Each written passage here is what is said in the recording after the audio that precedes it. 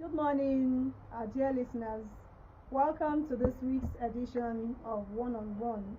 Our topic this morning is the role of fashion in the life of Christians. I am Helen Onu. With me this morning is Sister Rosemary Etta. Sister Rose, you're welcome. Thank you very much, Sister Helen. Good morning. It's nice to meet you here. So, our discussion. Do you think that Christians should have a dress code? Fashion. A very interesting one. Well, while it's not written XYZ in the books, maybe well stated as ABC of how a Christian should dress. For me, I think that every Christian should dress in a way that is unique and distinct to their gender. And while doing that, and while dressing uniquely, a Christian must be well covered and well adorned. St. Paul says in 1 Timothy 2:9 that every Christian should be adorned in modest apparels. And by modest apparels, it means that you're not overdoing any particular thing, neither are you underdoing it. You're just dressing moderately to the extent that you are decent, you are comfortable in what you're wearing. And while talking about decency, we are saying that in being decent, you're wearing something that makes you comfortable and makes the person sitting next to you also very comfortable. There's no use in wearing a dress that when you're going out, either you're pulling it out so that nobody sees that your thighs are outside, or you're pulling your shoulders so that your underwears are not being visible to the public. Whatever you're wearing, you must be comfortable to the extent that if they say run, you can run with it. If they say come, you can quickly come with it. Not that it's okay, let me go home and maybe change what I'm wearing before I go. So as a Christian, because our lives as Christians is such that wherever we are, the gospel is going with us. So we must dress in such a way that even Christ will be pleased with us. Thank you. Okay, so in your discussion, what you just said now, you said that Christians should be decent. So, but I see that in the Western culture, and even some of us have imitated that in Nigeria. You go to churches, you see them wear trousers to church. Are they also rapturable from what you just said? Okay, dear. Except for issues that are culture related and sometimes work related kind of dressings. For instance, I don't expect an army general, because you're a woman, being sent to the war front to wear skirts. How will you run through the jungle? How will you walk through the obstacles? So dressings that are work related are such that as a military person or any other uniform personnel, you dress in the dress code that is acceptable to your profession. And then for culture related, Christianity first of all was brought to us by the Westerners. And so in accepting the Christ they brought to us, we also accepted their dress code, which we cannot completely say it is not acceptable or it is wrong. Like I said initially, dress decently. Make sure you are neat. Make sure you are well covered to the extent that you are comfortable. I am comfortable. The other person out there is comfortable. And Christ is also happy with you. Thank you very much. Okay, thank you so much. I like the idea that dressing should be rapturable. So, do you think that a dressing can pass a message? It can be a message. Oh, yes, that's right. Your dressing is your message. Because like we who are Christians, we have been told that the first gospel we preach to our neighbors and all those out there, your lifestyle is meant to be the witness, the first witness that you bear to your neighbor that you want to bring to Christ. And dressing is not completely out of it. For instance, how do you feel comfortable that maybe today you were half naked or you were not well dressed, and tomorrow you now go back to preach gospel to the same person that probably you had tempted the previous day? So it's important that we first present ourselves looking very, very good. And whatever we are wearing, we must wear what will minimize temptations to the other person. And coming back to the message, how will you feel that you're not well dressed today? Tomorrow, you carry the gospel of Christ to go and preach to people on the street, like the last evangelism we went for. How will you feel? That is why you see a lot of Christians, they run away from evangelism whenever they need to go and preach the gospel, because they have lived lives which maybe in the night they are something else, in the daytime they are something else. So they are not consistent with how they dress. So whenever they need to now go out to spread the gospel message, they are ashamed of it, because at this point they might need to cover themselves much more to be able to go and spread that message. So the truth is, and will always remain, that the way you dress is a big message to the other person. I'll just your points. I like this point on being comfortable. So what do you think of Christians who go to church half naked? I mean, their laps are just showing from here to here is opened. When they sit down, the whole place is opened. From here up is opened. You see their breasts and everything, and they are comfortable with it. They don't think that any other person watching them should be uncomfortable. What do you have to say about that? Okay, thank you very much, my dear sister Helen. You know, following Christ, I've come to realize that when you follow Christ, faith grows in the life of every Christian. We grow from baby Christian to become mature. So also is the Spirit of God in us. Whenever you see somebody who says, I'm comfortable going half naked to the church, check very well. That Christian is not a broken Christian. Because if you hear when I spoke to you earlier concerning the fact that you have to be comfortable, the next person beside you too have to be comfortable. And St. Paul said clearly that if what I'm going to wear, what I'm going to eat will cause my brother or sister to commit a sin, then I should not do it. So as a believer, it's not just, as a Christian believer, it's not just about you, it's about the next person. If you're able to be comfortable, how do you feel your brother, your sister sitting beside you will react to you being half naked or not indecently dressed? Consider the other man, consider the other woman. As it is said commonly that men are even moved by visuals and the things they see. Many women have complained about being raped. Men too are complaining about being raped in public places. Ladies and gentlemen, my dear sister, whatever you wear, if you are comfortable with it as a person, think about the next person. If that person too is comfortable, is as comfortable as you are. And finally, as a Christian,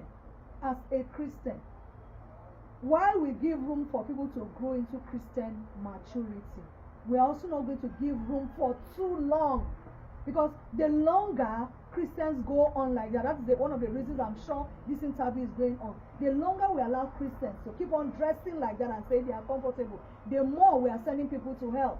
So we must kick against it in all our gatherings. Whenever a Christian has opportunity to preach to young people, we should say it very clearly that it is not right to be indecently dressed. We must dress decently to be comfortable and also make the other person comfortable. Thank you very much. So, are you saying that the high level of immorality that we have currently in the church is because of this indecency, this exposition of this body parts you're talking about? Okay, you know, you are aware that I work with the teenagers and children in the church. I'm sure you're aware of that. One thing I've come to realize is, years back, when children and young people were craving for independence, I want to do what I want to do, curriculums were introduced into our schools on the need for children to be more independent about their choices. It is part of the reason that has brought problems into the church today. And back to your question, the truth remains that while evil resides in every man, the trigger to that evil is very, very important. A man might be out, maybe a young person who is on drugs or who is triggered. Like young people, you know, there's an age a child gets to, adolescent age. The hormones are already alive for activity, for sexuality, and to be active in it. Now, the trigger to that hormone that will now lead to sexual immorality becomes some of these things we are talking about. A young man is triggered within him. His hormones have risen up. Now, seeing a young woman who is not well dressed, and these body parts are supposed to be private parts have now become public parts. What happens to that young man? He is triggered, and immorality sets in among them. So that's the little I have to say concerning that. Okay, thank you, Sister Rose, one more time. From the last point you just made, are you saying that this issue with teenagers dressing indecently is also from the poor parenting? Okay, thank you so much, my sister. You know, the Catholic Church as a mother body teaches us that the first church is the family. And if the first church is the family, it means that whatever children and young people learn concerning Christ begins from the family. A lot of times when children are born and they are being trained, parents just wear them whatever they want to wear them. I remember seeing a young girl, a child of about 10 years old, wearing a bomb shot in a supermarket like ShopRite a few months back.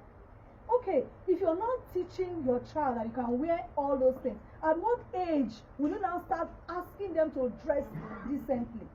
Please, whatever a child learns, it has been shown very clearly that when you teach children, child psychology will teach you that what a child sees you do, they copy it faster than what you teach them doing it. The question is, how are our parents dressing? The truth remains that you cannot give what you do not have. Whatever we are seeing today in the society is a result of poor parenting and negligence. Today, parents can no longer correct and control their children because they missed it from the beginning. So there is no age that a child is too young to know God. There is no age that a child is too young to become a Christian. There is no age. As soon as you give birth to a child, you start training them in the way of the Lord. So when that child grows, like the book of Proverbs will tell us that when you sow that good seed, when the child grows, he will not depart from the way of the Lord. But a lot of parents believe, oh, the child is too young to know. At age 12, you can wear her the short flowing skirt and nothing matters. At age 13, she can dress skimpily and even half naked. But when she turns 16, 17, I will correct her. It's no longer possible. So you do it from the very beginning. And I'm also an advocate of the fact that parents should learn how to raise their children. There's no magic about it. When you see yourself as a parent that you're failing, go back to the books and study. How was Christ raised? How were the children of old raised? In such a way that we are doing it the way Christ wants us to do it, which is to please Him, both in our lives and in the lives of our children. Not forgetting that children are a gift from God, and the fruit of the womb is a real reward, like the scripture will say.